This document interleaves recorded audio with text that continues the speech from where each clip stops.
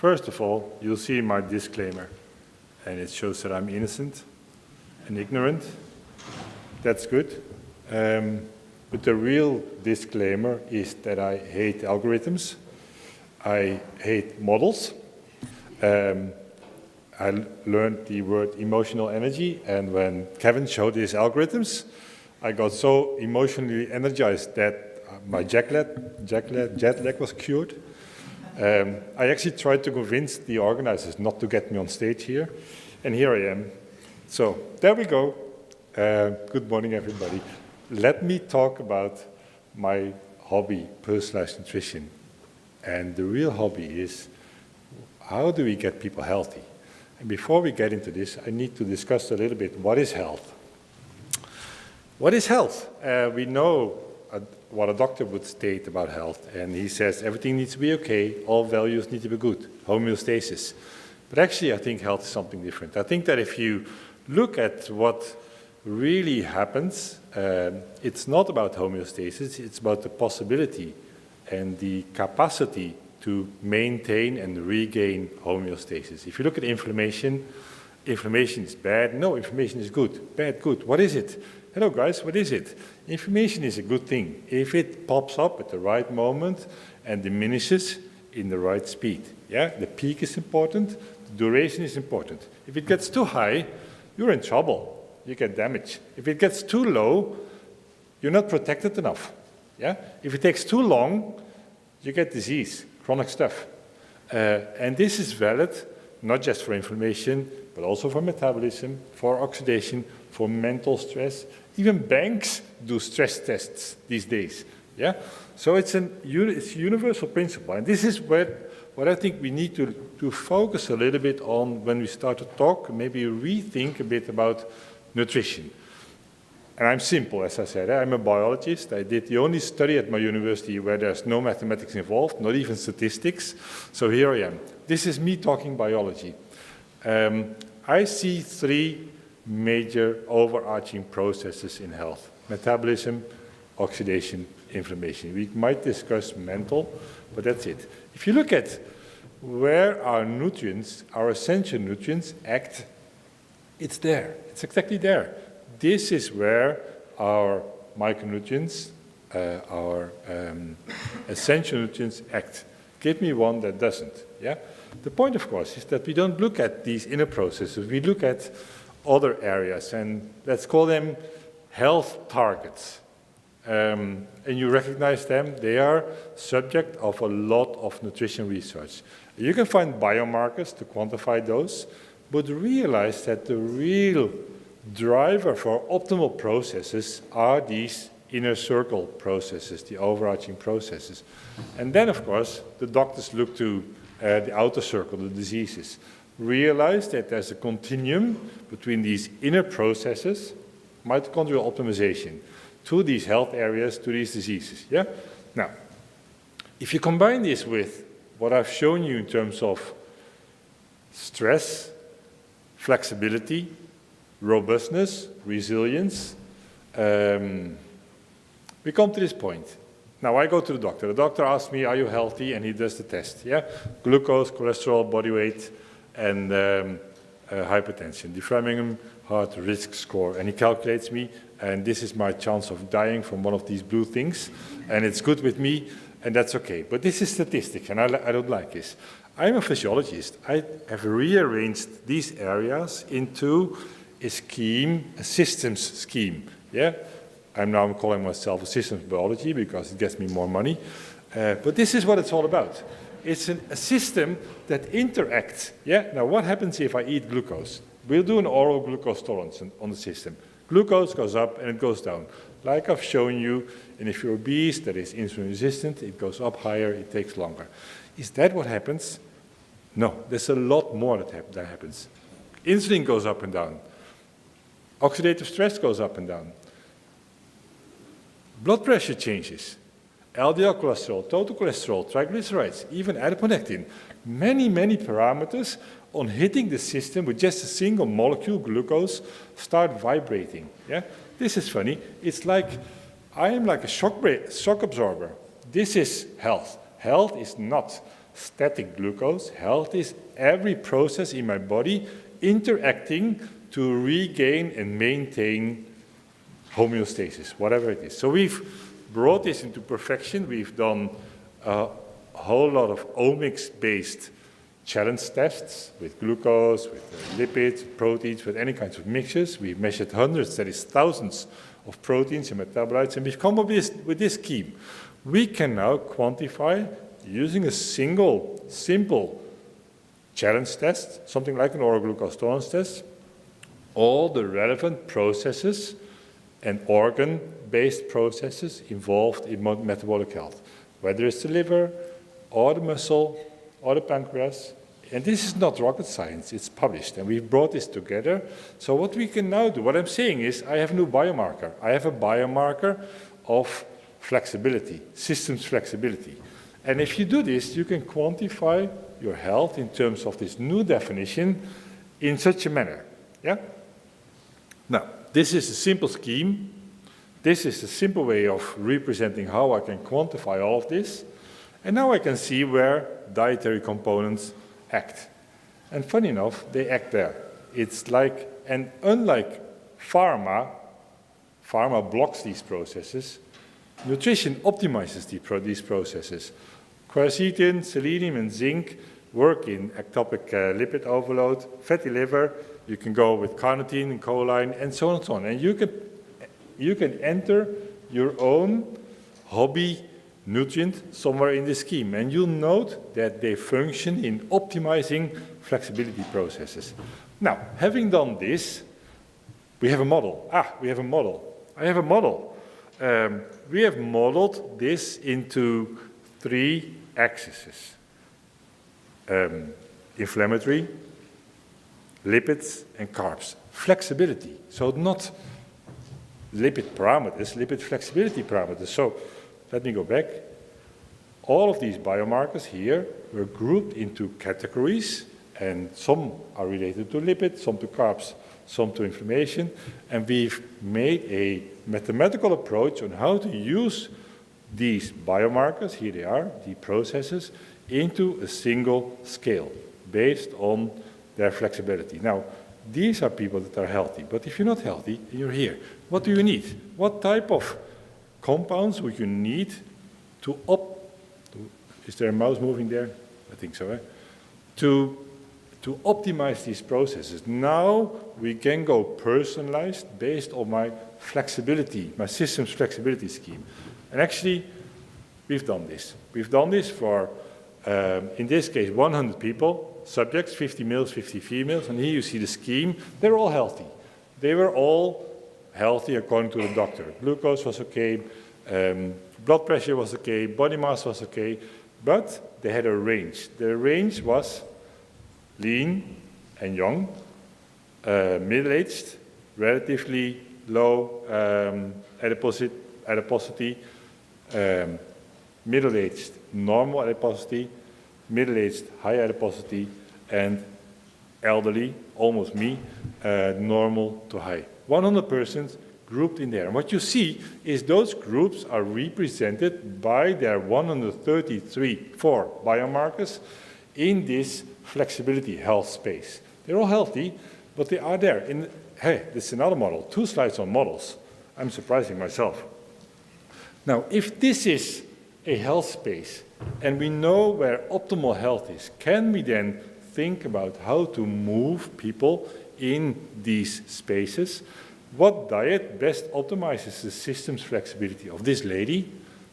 Interesting. We know their data, her data. We have categorized, quantified all the relevant processes, and we know what nutrients, micronutrients, essential nutrients, macronutrients, would fit in these processes that would optimize all of this. Is this the way to start thinking about dietary advice?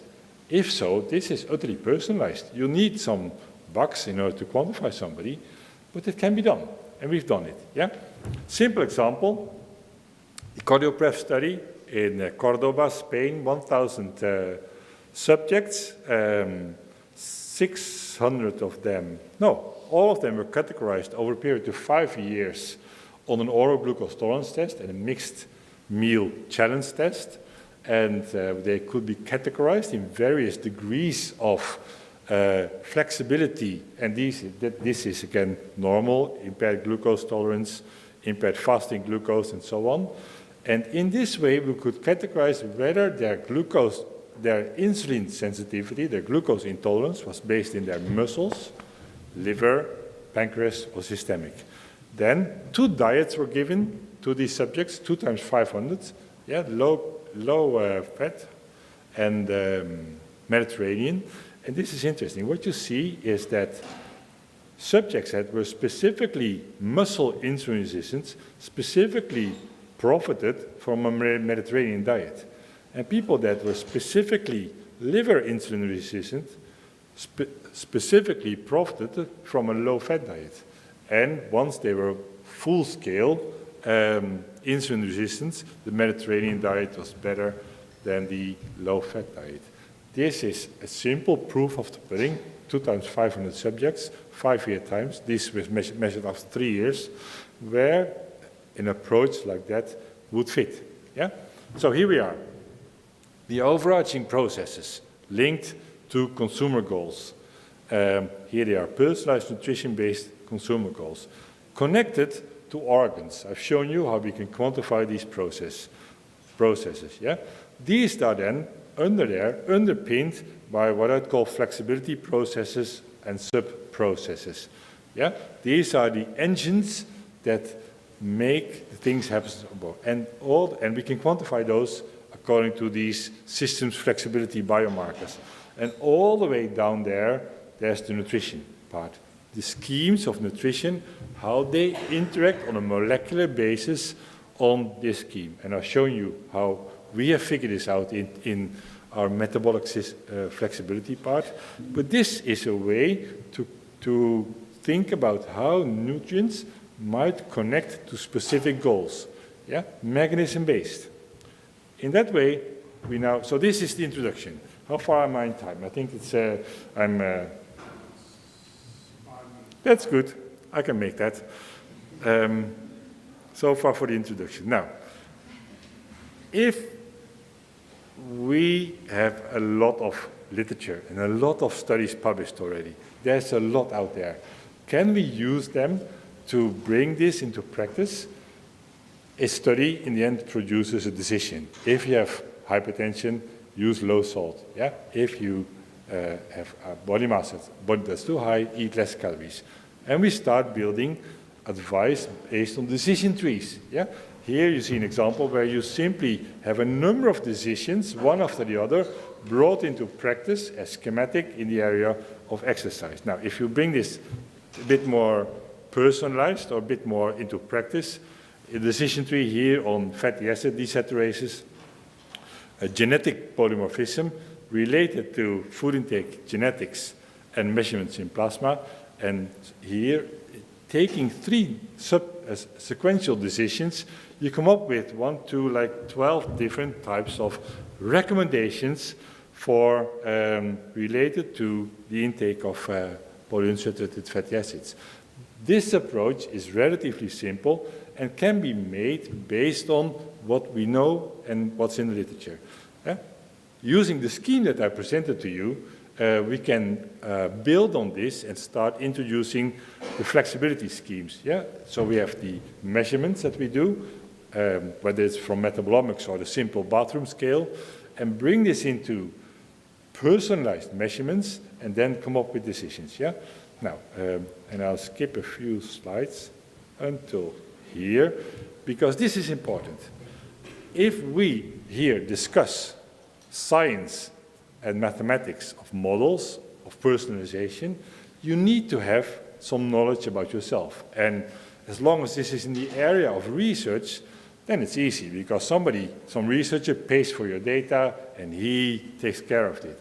But in the end, in real world, I'll need to know who I am in terms of health data. Yeah? So the question is, who owns my health data? Yeah? This is a fundamental question, because if I have no access to my data, I cannot get personalized advice. Yeah? So companies like this one start to thrown into this area, and this was a very nice one. They actually said, okay, we'll help you gather your own data. Now, Apple knew this, and they bought them. Yeah, clever. So there we are. And then Apple hired a guy, a genius in this area, Stephen Friend, who started to connect all of this. And there we are, guys.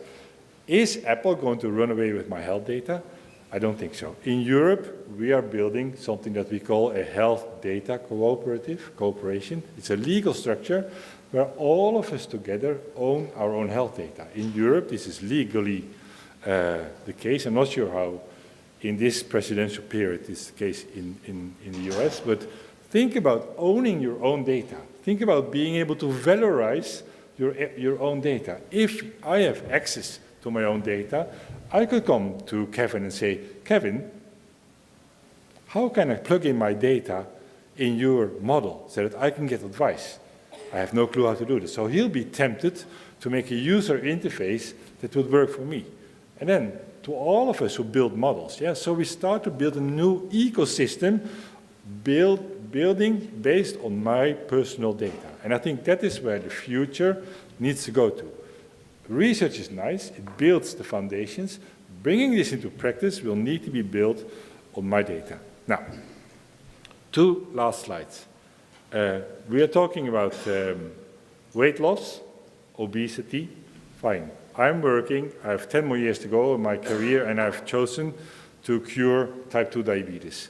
The funny thing is that type 2 diabetes is just as curable as obesity and just as difficult. From a systems flexibility point of view, and this is the slide that shows it, and there are many of those studies, type 2 diabetes is a metabolic disease where all processes are reversible. Regaining systems flexibility can be done. Yeah, this is a study done in Newcastle in the UK, where in a period of 8 weeks, full regaining of system flexibility because of loss of adiposity in the pancreas was regained. Now, if you look at the scheme I've shown you, the health space, on the right side you see my 100, that is 50 in this case, 70 healthy persons here.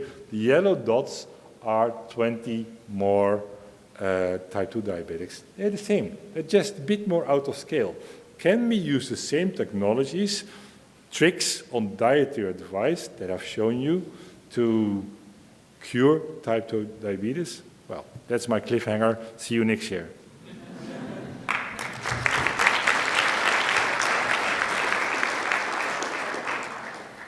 Thank you, Ben. We have time for some questions. Richard Black.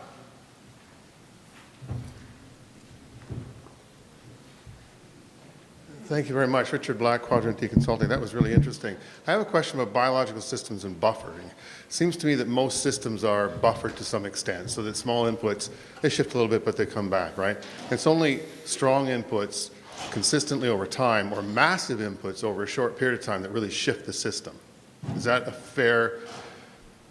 And so where I'm going with that is to say diabetes and obesity develop with a subtle push over a long period of time.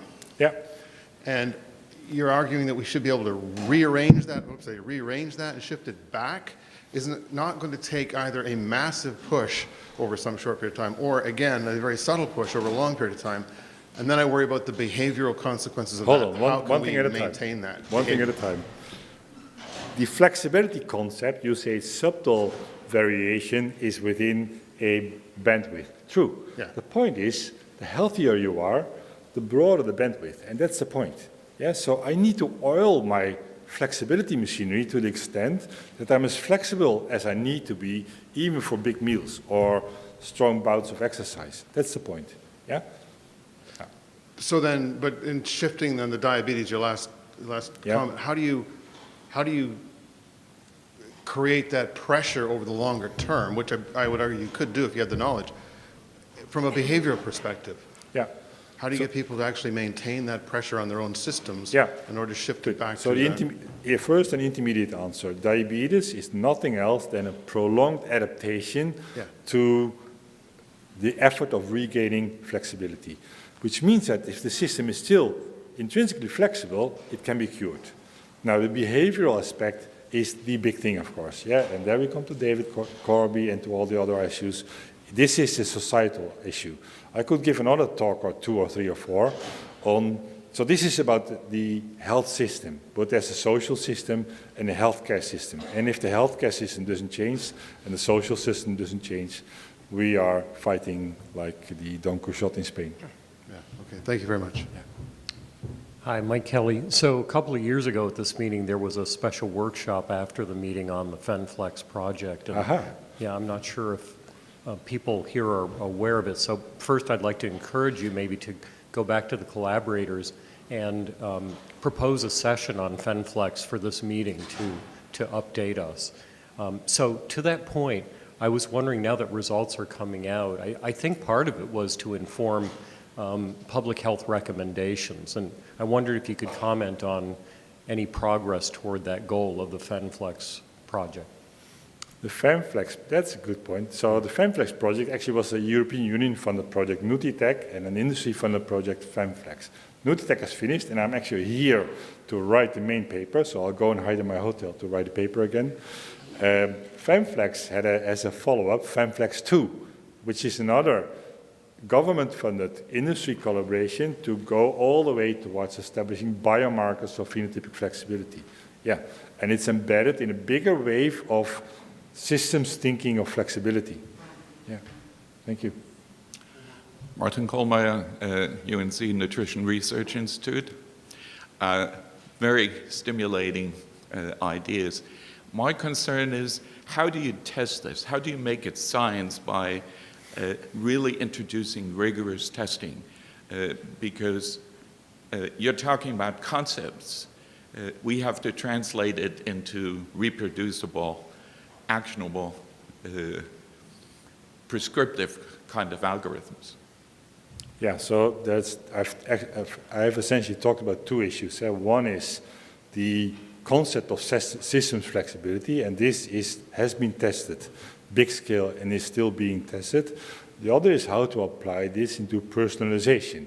And here, indeed, most is based on literature and studies like that.